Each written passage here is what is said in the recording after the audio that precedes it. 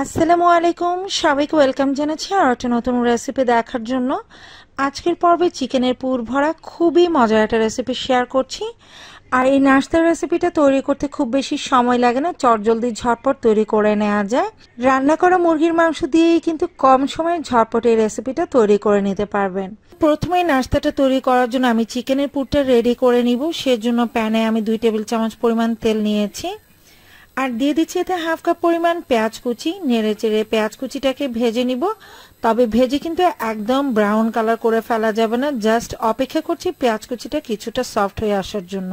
তো যখনই সফট হয়ে আসবে তখন আমি এতে দিয়ে দিচ্ছি হাফ কাপ পরিমাণ টমেটো কুচি আর দিয়ে দিচ্ছি স্বাদ মতো লবণ। নেড়ে চেড়ে কিছুক্ষণ ভেজে নিতে হবে যাতে করে টমেটো কুচিটাও কিছুটা সফট হয়ে আসে। টমেটো কুচিটাও কিন্তু অনেকটা সফট হয়ে এসেছে। এ পর্যায়ে আমি দিয়ে দিচ্ছি ঝুরি করে নেওয়া মুরগির মাংস।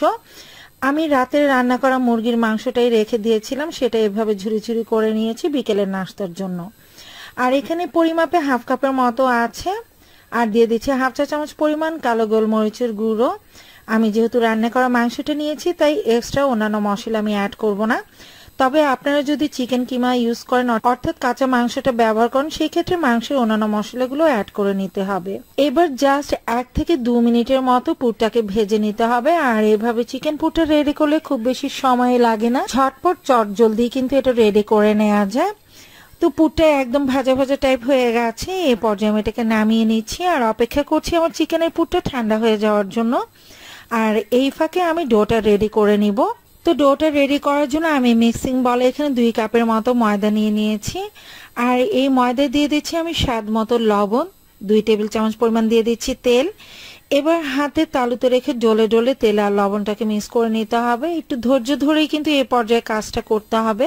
আমি হাতে তালুতে রেখে ডলে ডলে এটাকে মিক্স করে নিচ্ছি। আর যখন এরকম মুঠো করলে দলা হবে বুঝতে হবে যে ময়ানটা একদম পারফেক্ট হয়েছে। আর এই পর্যায়ে কিন্তু ময়ানটা পারফেক্ট হওয়া খুবই জরুরি। যদি আপনারা মুঠো করলে দলা হয়ে যায় তাহলে বুঝতে হবে যে এটা পারফেক্ট আছে। এবার অল্প অল্প পরিমাণে পানি অ্যাড করে ডোটা রেডি করে নিতে হবে। আর আমি এখানে কিন্তু নর্মাল পানিটা ইউজ করছি। তো একবারে খুব বেশি পানি না দিয়ে অল্প অল্প পানি অ্যাড করে কিন্তু ডোটা রেডি করে নিতে হবে। মোটামুটি একটা টাইট টাইপের ডো রেডি করে নিতে হবে। তো আমার ডোটা কিন্তু রেডি হয়ে গেছে। তো এর থেকে আমি লেচি কেটে নিব। আমি বেশ কিছু লেচি কেটে নিয়েছি। এবার একটা লেচি নিয়ে এটাকে পাতলা করে রুটি বেলে নিতে হবে। যেমনটা আমরা সকালে নাস্তার জন্য রুটি রেডি করি, আমি ঠিক একটা মিডিয়াম সাইজের রুটি তৈরি করে নিয়েছি। এবার রুটিটাকে আমি ভাঁজ করে নিব। আমি প্রথমে দুপাশ থেকে ভাঁজ করে নিয়েছি, তারপর উল্টো পাশটাও একইভাবে ভাঁজ করে নিয়েছি। স্ক্রিনে লক্ষ্য করলে হয়তো দেখতেই পাচ্ছেন আমি কিভাবে কাজটা করছি।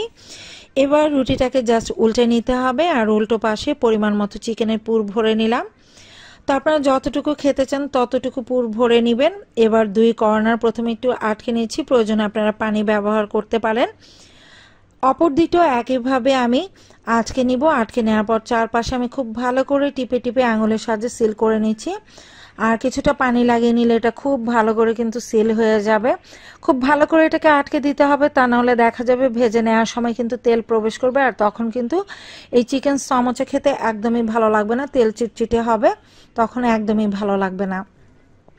তো খুব ভালোভাবে আমি এটাকে আটকে নিয়েছি। এভাবে একটা পর একটা আমি রেডি করে নিব।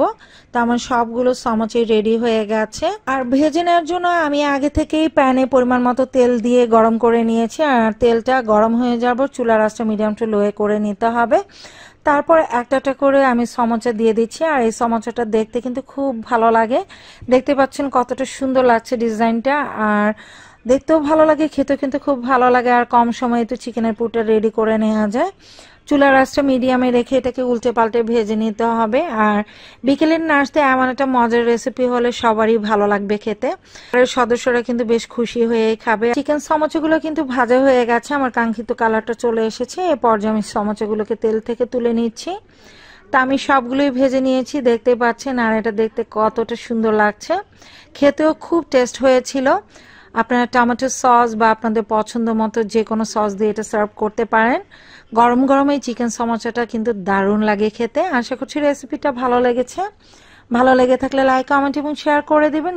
পরবর্তী রেসিপি দেখার আমন্ত্রণ জানিয়ে আজকের মতো এখানে বিদায় নিচ্ছি। সবাই ভালো থাকবেন, সুস্থ থাকবেন। আল্লাহ হাফেজ।